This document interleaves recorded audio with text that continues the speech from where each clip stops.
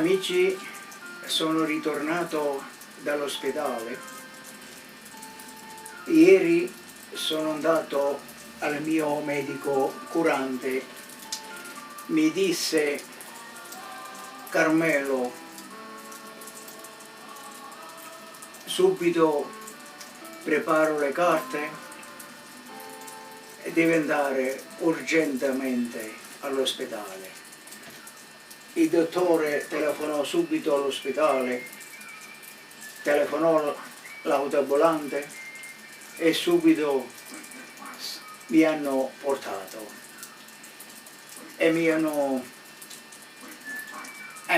fatto tante cose. Poi ieri il mio dottore mi disse: Carmelo, io non pensavo che ci incontravamo ancora.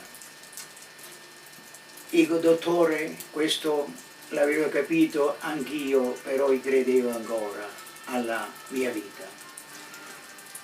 Mi sono ripreso, sto bene.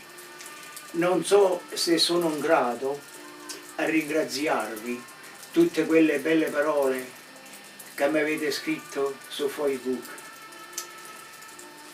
Non credevo veramente che io avevo tante persone che mi volevano bene.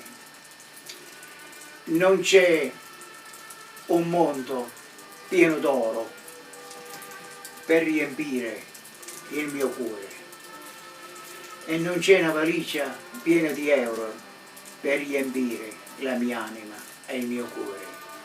Mi avete dato la forza e coraggio di andare avanti. Come non lo so come posso veramente ringraziarvi. Vi chiedo soprattutto scusa che non scrivo a tutti. Io a scrivere non è che sono tanto bravo, però a fare questo video non era che io ho acquistato questa forza che voi mi avete dato.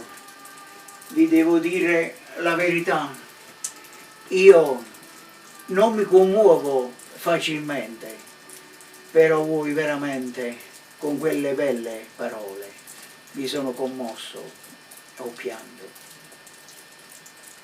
E ancora ricordo quelle bellissime parole che mi avete scritto. Io cosa vi posso dire? Posso dire soltanto un forte abbraccio a tutti, un bacio a tutti.